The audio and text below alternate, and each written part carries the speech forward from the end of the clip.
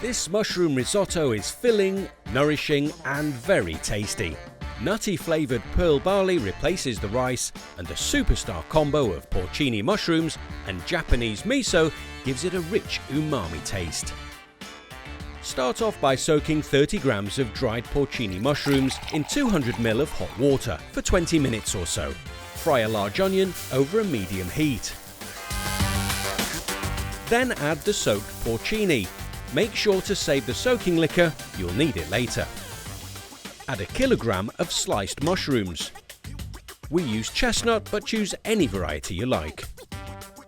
Then add 4 garlic cloves and some fresh thyme leaves and cook for around 8 to 10 minutes. Add 350 grams of dried pearl barley and for extra flavour, all but the last bit of porcini soaking liquor, as it can be quite gritty. Next, add a litre of stock a little at a time. Add a teaspoon of miso paste, reduce the heat to medium, and simmer until the stock has been absorbed and the pearl barley is tender. It should take around 45 minutes.